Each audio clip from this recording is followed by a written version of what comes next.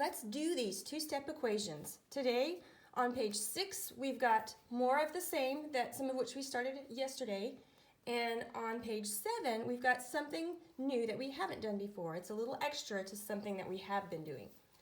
Let's begin with number B, or rather, letter B. Woohoo.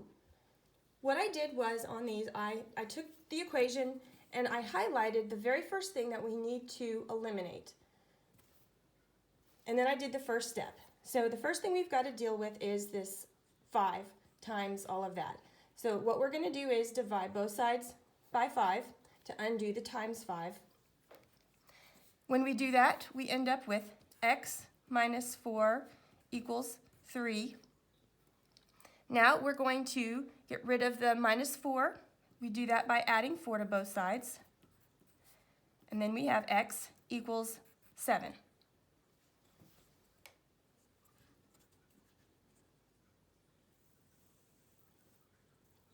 Look at C. We are getting rid of the divide by 4. In order to do that, we are multiplying by 4. That cancels out. We now have x plus 2 equals 12. We subtract that 2, and we have x equals 10. These are getting easier, aren't they? On to D.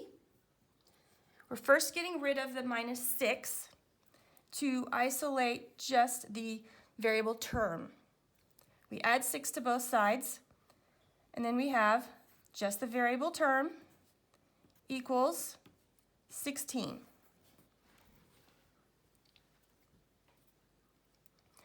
Now, the best way to get the x by itself is to ultimately put the x on the other side, because you've got 80 divided by x, so there's no good way to get rid of the 80. So we're going to get rid of the x. The opposite of divide by x is times x, so we're going to multiply both sides times x. That's how we freed the x from the 80. We just put it on the other side. So now we have 80 equals 16x. Now we want to isolate just the variable and get rid of the 16 coefficient. So we'll divide both sides by 16. That cancels out. X equals 5. 80 divided by 16 is 5. You have the variable on the bottom in both H and F, so you'll do these the same way we did this. The difference between this and these two is that these actually only have 1 step, whereas this had 2 steps, so these are a little bit easier. You don't have a constant to get rid of, see? All right, now let's move on to 7. We have some new stuff.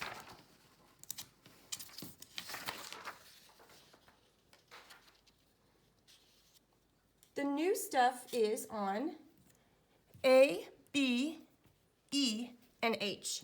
Those 4 have the new stuff, A, B, E, and H. We'll do A, B, and together, and then you'll do E and H yourself, but you've got these to look at as a model. The first thing that we need to get rid of on A and B is the x plus 5. Notice this time, whereas before you had just the x under the fraction bar, now you have an x plus 5 under the fraction bar. So this is a little bit different. You've got more. You do it actually the very same way. And what I did, I just rewrote that down here because I need to multiply both sides by x plus 5, but there's not really much space. That a gets in the way. So I rewrote it exactly like it is down here. And now I can multiply both sides by x plus 5. This means I'm going to get to distribute. So now this whole bit cancels out. I no longer have x plus 5 on the bottom. I got rid of it. and I just have 36 on this side.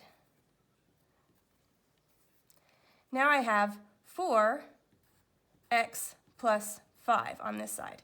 Now you could distribute, and you would get the right answer if your math was right, but that's not how we're doing it in this book, and it's a little bit simpler to do it this way. On the last page and on C and D on this page, you have 4 times a variable expression. So what we'll do is we're going to focus on getting rid of that 4. We will divide both sides by 4. See that? 36 divided by 4 is 9. We just eliminated the 4. Now we have x plus 5 on that side. You see how we got it? When I rewrote the problem, it gave me less space down here. I'm going to have to come up here to finish solving my problem. So now we have x with a positive 5. You know what to do here. The opposite of plus 5 is minus 5. We subtract 5 from both sides, and we're left with 9 minus 5 is 4 equals x, or x equals 4. A is 4. This seems a little more than 2 steps, but we'll go with it. It says 2 steps. What are we going to do? See, I love getting into this. I think that this is so much fun. You see something that looks really complicated, and step by step, you take the complexity away, and it gets a little bit easier and a little bit easier, and then suddenly you've got the answer. I just love doing this. It's just this cool puzzle.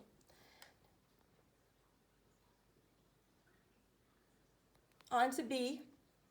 B is the same. I'm going to try to write even smaller this time so that I can try to fit it better. So you've got the x minus 2 underneath the fraction bar. And you can't get rid of the 16 because it's on top. And so you're going to move the x over to this side.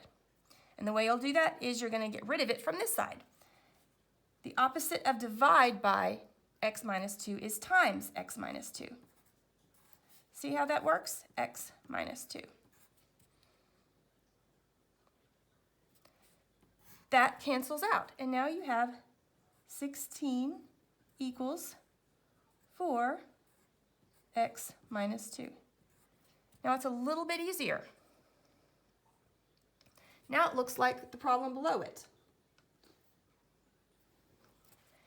Now we want to get rid of the times 4, so we will divide by 4. That gives us 4 equals x minus 2. Now, to get rid of the minus 2, we add 2 to both sides.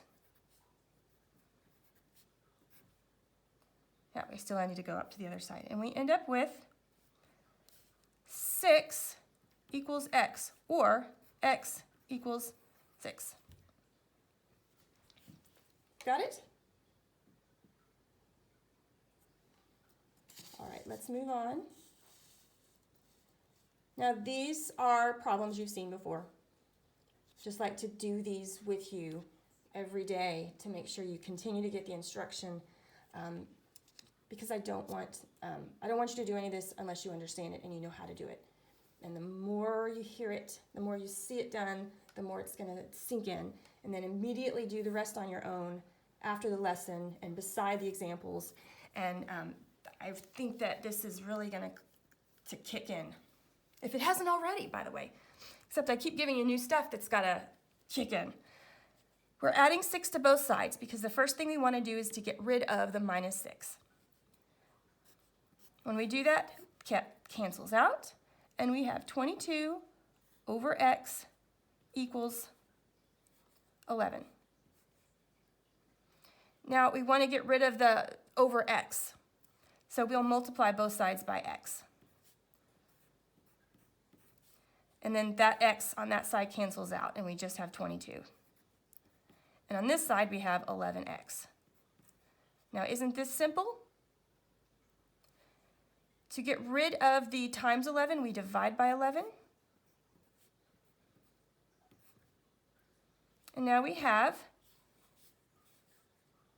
2 equals x, or x equals 2.